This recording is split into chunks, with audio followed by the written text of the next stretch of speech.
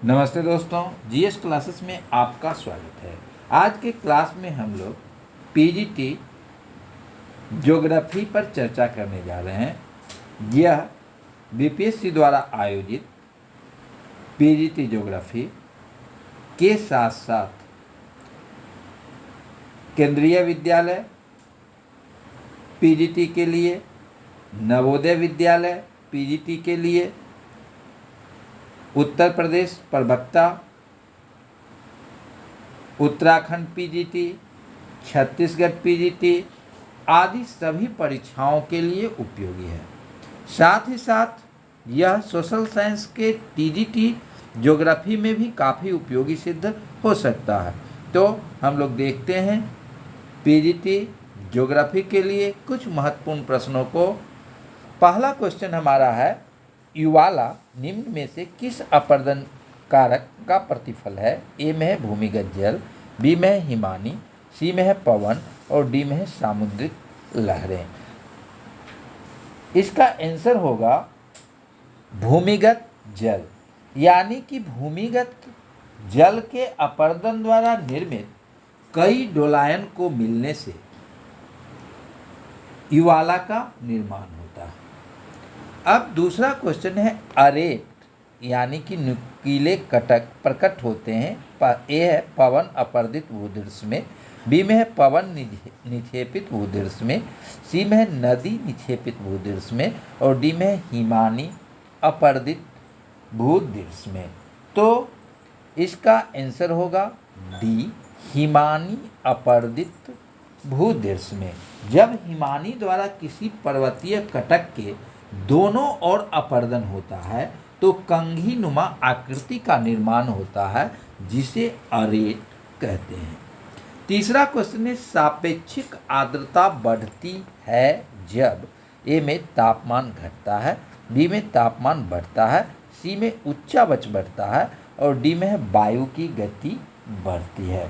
तो इसका आंसर होगा, जब सापेक्षिक आर्द्रता बढ़ती है तो तापमान घटता है, यानी कि तापमान में कमी होने पर वायु में आर्द्रता धारण करने की क्षमता घट जाती है, अतः सापेक्षिक आर्द्रता क्या होता है, बढ़ जाती है। अगला क्वेश्चन अब है, निम्न में से कौन सी चट्टान अलग प्रकार की चट्टान है? ए में है बलुआ पत्थर, बी में है चूना पत्थर, सी में है संगमरमर और डी में है कॉन्ग्लोमेरेट। तो इसका आंसर होगा सी, संगमरमर।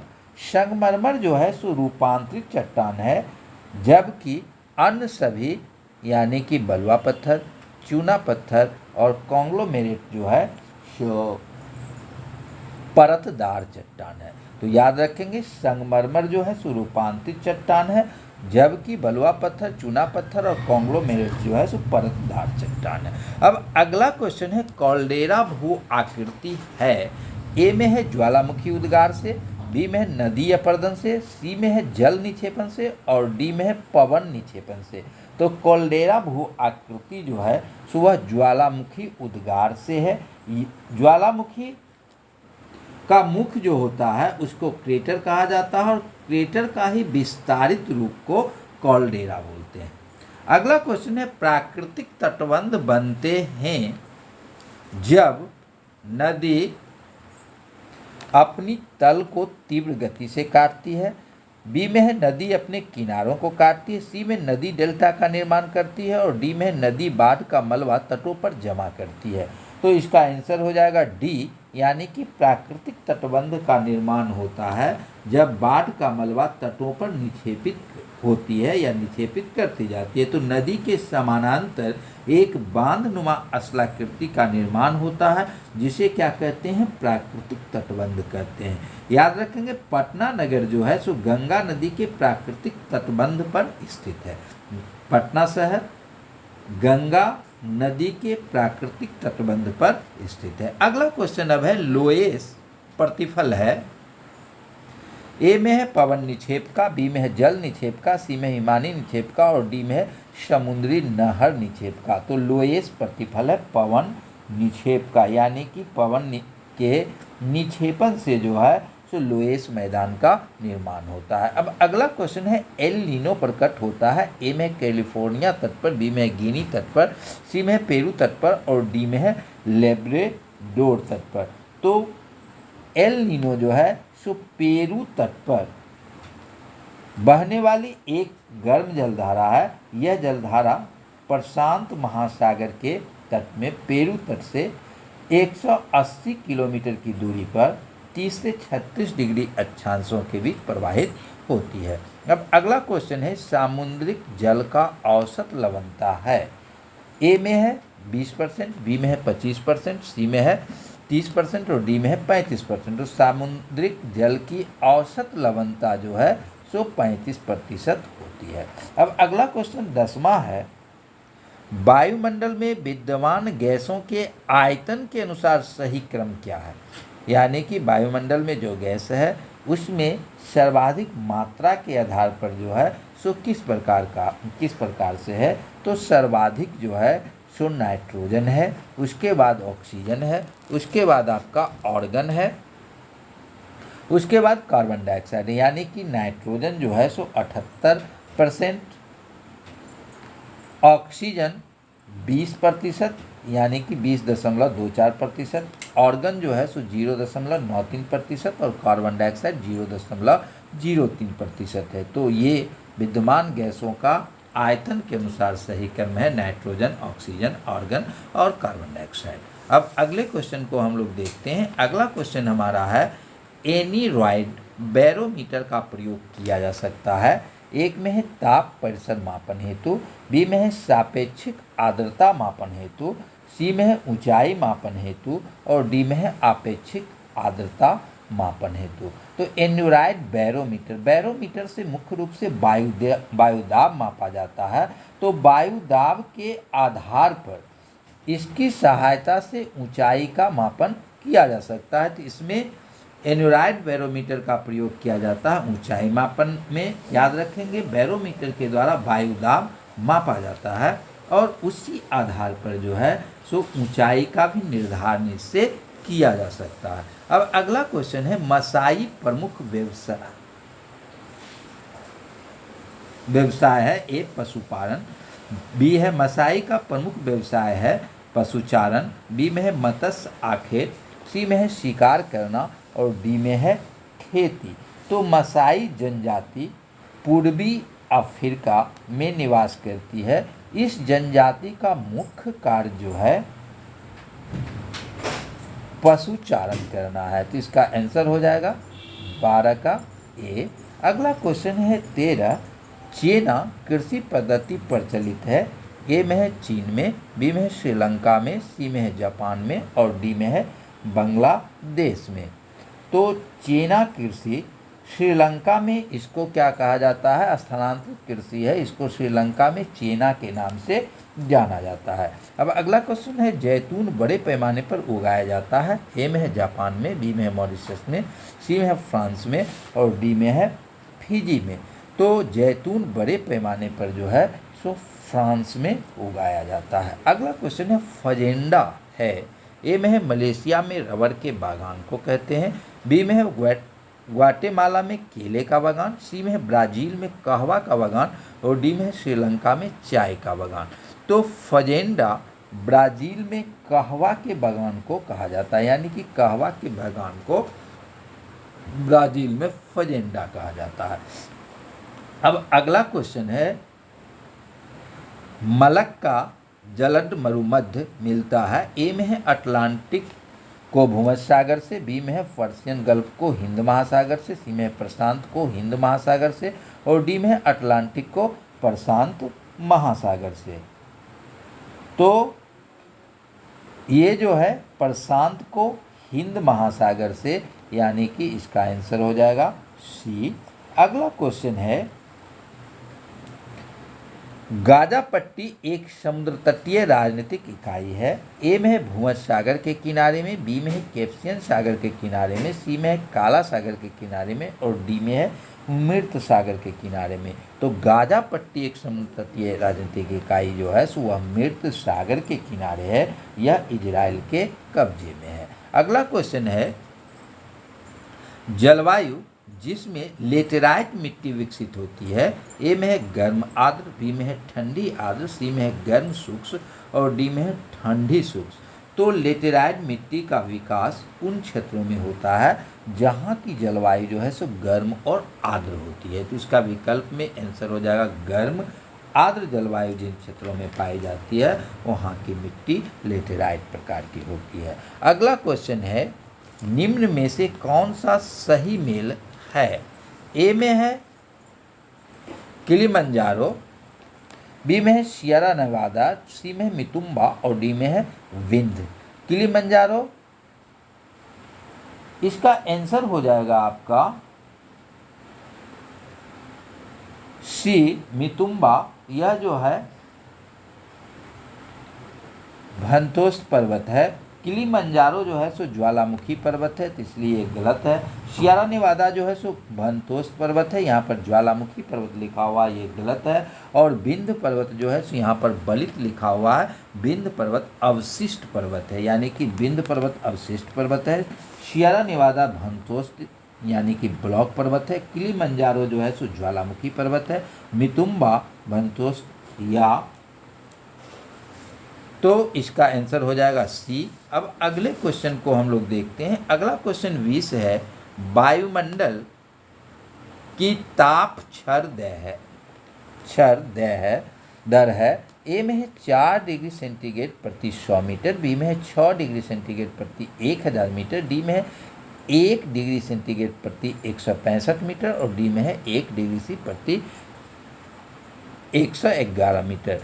तो ताप क्षय दर या लेफ्ट रेट कहते हैं जब हम ऊंचाई क्षोभ मंडल में ऊपर की ओर जाते हैं तो तापमान में कमी होती जाती है और 165 मीटर की ऊंचाई जाने पर तापमान में 1 डिग्री सेंटीग्रेड की कमी हो जाती है। तो इसका सही आंसर हो जाएगा 1 डिग्री सेंटीग्रेड प्रति 165 मीटर। अब 21 क्वेश्चन है, निम्नलिखित में भारत की सबसे बड़ी जनजाति कौन सी है? ए में है टोडा, बी में है गोंड, सी में है भील और डी में है गारो। तो यहाँ पूछ रहा है भारत की सबसे बड़ी जनजाति, तो भारत की सबसे बड़ी जनजाति गोंड जनजाति है। गोंड जनजाति मुख्य रूप से मध्य प्रदेश, महाराष्ट्र, छत्तीसगढ़, आंध्र प्रदेश और ओडिशा में रहती है। तो भारत की सबसे बड़ी जनजाति गोंड जनजाति है। अब अगला क्वेश्चन है, बांग्लादेश में गंगा नदी को पुकारा जाता है। ए में है मेघना, बी में है पद्मा, सी में वागरती और डी में है महागंगा। तो बांग्लादेश में गंगा नदी को पद्मा के नाम से जाना जाता है। गंगा गंगोत्री हिमानी से निकलती है। भागीरथी और अलकनंदा के मिलने से गंगा नदी जो है सो हरिद्वार में मैदानी क्षेत्रों में प्रवेश करती है। बांग्लादेश में इसे पद्मा के नाम से जाना जाता है और बांग्लादेश में ही जब यह ब्रह्मपुत्र से मिल जाती है तो ब्रह्मपुत्र से मिलने के बाद इसकी संयुक्त धारा को मेघना के नाम से जाना जाता है। इसको याद रखेंगे। अगला क्वेश्चन है, चिल्का झील कहाँ स्थित है? ए में है पश्चिम बंगाल में, बी में है आंध्र प्रदेश में, सी में है ओडिशा में और डी में है तमिलनाडु में। तो चिल्का झील ओडिशा में है, तो इसका आंसर हो जाएगा सी। अब अगला क्वेश्चन है 24, भारत के किस राज्य में मानसून का आगमन सबसे पहले होता है? ए में है असम, बी में है पश्चिम बंगाल, सी में है महाराष्ट्र और डी में है केरल। तो भारत में केरल में मानसून का प्रवेश सबसे पहले होता है, तो इसका आंसर हो जाएगा डी। अब अगला क्वेश्चन है, तमिलनाडु में शरदकालीन वर्षा अधिकांशतः जिन कारणों से होती है वे हैं पश्चिमी विक्षोभ, बी में है दक्षिणी पश्चिमी मानसून, सी में है उत्तरी पूर्वी मानसून और डी में है दक्षिण पूर्वी मानसून। तो तमिलनाडु में शरदकालीन वर्षा का मुख्य कारण जो है वह है उत्तरी पूर्वी मानसून। अब अगला क्वेश्चन है, मालवा पठार की प्रमुख मिट्टी है। ए में है काली मिट्टी, बी में है जलोढ़ मिट्टी, सी में है लाल मिट्टी और डी में है लेटेराइट मिट्टी। तो मालवा पठार की प्रमुख मिट्टी जो है वह काली मिट्टी है। अब अगला क्वेश्चन है इंदिरा गांधी नहर का उद्गम स्थल है। ए में है गांधी सागर बांध, बी में है भाखड़ा बांध, सी में है हरि के बैराज और डी में है गोविंद वल्लभ सागर बांध। तो इंदिरा गांधी नहर का उद्गम स्थल जो है वह हरि के बैराज में है। तो इसका आंसर हो जाएगा हरि के बैराज। यह जो है ब्यास एवं सतलज नदी के संगम से निकलता है। इस नहर से पश्चिमी राजस्थान जैसे गंगानगर, बीकानेर, जोधपुर आदि क्षेत्रों में सिंचाई का कार्य होता है। अब अगला क्वेश्चन है शिव समुद्रम जल विद्युत परियोजना स्थित है। ए में है तमिलनाडु, बी में है केरल, सी में है आंध्र प्रदेश और डी में है कर्नाटक। तो इसका आंसर हो जाएगा यह जो है सो कर्नाटक में कावेरी पर स्थित है। इसका शिव समुद्रम जलप्रपात का निर्माण याद रखेंगे 1902 ईस्वी में किया गया था और सबसे पहला जल विद्युत 1897 में दार्जिलिंग में किया गया था। अब अगला क्वेश्चन है हरित क्रांति से सर्वाधिक उत्पादन निम्न में से किस खाद्यान्न का हुआ। ए में है तिलहन, बी में है गेहूं, सी में है गन्ना और डी में है दलहन। तो हरित क्रांति से सर्वाधिक उत्पादन गेहूं का हुआ था। अब अगले क्वेश्चन को हम लोग देखेंगे। अगला क्वेश्चन हमारा है भारत का अधिकतम गेहूं उत्पादक राज्य है। ए में है हरियाणा, बी में है पंजाब, सी में है बिहार और डी में है उत्तर प्रदेश। तो भारत में सर्वाधिक गेहूं का उत्पादन उत्तर प्रदेश में होता है। अब अगला क्वेश्चन है केसर का वाणिज्यिक स्तर पर उत्पादन निम्न में से किस केंद्र शासित प्रदेश अथवा राज्य में होता है। ए में है जम्मू और कश्मीर, बी में है हिमाचल प्रदेश, सी में है पंजाब और डी में है केरल। तो केसर का सर्वाधिक उत्पादन जम्मू और कश्मीर में होता है। अब अगला क्वेश्चन 32 है स्टेनलेस स्टील बनाने के लिए क्या प्रयोग में लाया जाता है। ए में है क्रोमियम और निकेल, बी में है निकेल व तांबा, सी में है क्रोमियम व ग्रेफाइट और डी में है बेंजीन व एसिटिलीन। तो स्टेनलेस स्टील के निर्माण में मुख्य रूप से क्रोमियम और निकेल का प्रयोग किया जाता है। तो इसका आंसर हो जाएगा ए। अब अगला क्वेश्चन है भारत के निम्न राज्यों में से किसकी तटरेखा सबसे लंबी है। तो भारत की सर्वाधिक लंबी तटरेखा गुजरात की है, उसके बाद आंध्र प्रदेश का स्थान आता है। तो इसका आंसर होगा गुजरात। अगला क्वेश्चन है विश्व में सर्वाधिक दुग्ध उत्पादक राज्य है।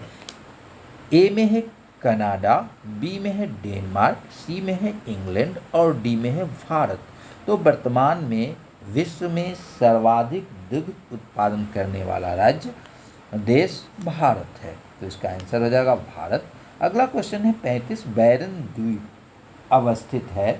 ए में है बंगाल की खाड़ी में, बी में है अरब सागर में, सी है भूमध्य सागर में और डी है चीन सागर में। तो बैरन द्वीप बंगाल की खाड़ी में है। अब अगला क्वेश्चन है शिवालिक पहाड़ियाँ निम्न में से किसका हिस्सा है। ए में है आरावली, बी में है पश्चिमी घाट, सी में है हिमालय और डी में है सतपुरा।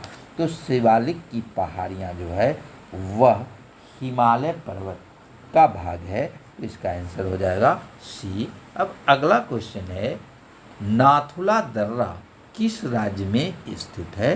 तो नाथुला दर्रा सिक्किम में स्थित है। तो इसका आंसर हो जाएगा सिक्किम में। अगला क्वेश्चन है भारत की सर्वाधिक आद्य जनजाति है। ए में है गौंड, बी में है जारवा, सी में है जुआंग और डी में है लेप्चा। तो भारत में सर्वाधिक आद्य जनजाति जो है वह जारवा है, जो अंडमान निकोबार द्वीप समूह में पाया जाता है। अब अगला क्वेश्चन देखेंगे हीराकुड बांध कौन सी नदी पर बनाया गया है। ए में है शिवनाथ, बी में है नर्मदा, सी में है महानदी और डी में है सोन। तो हीराकुड बांध जो है महानदी पर बनाया गया है। तो इसका आंसर हो जाएगा सी। अगला क्वेश्चन है तीस्ता जल विद्युत परियोजना किस राज्य में स्थित है? ए में है हिमाचल प्रदेश, बी में है उत्तराखंड, सी में है अरुणाचल प्रदेश और डी में है सिक्किम। तो तीस्ता जल विद्युत परियोजना जो है सो सिक्किम में है। तो ये पीजीटी ज्योग्राफी के लिए था। यह टीजीटी सोशल साइंस के लिए भी समान रूप से उपयोगी है। तो टीचर से संबंधित अभी मॉडल सेट डाला जा रहा है। आप लोग बेहतर तैयारी करने के लिए चैनल से अवश्य जुड़ें। धन्यवाद।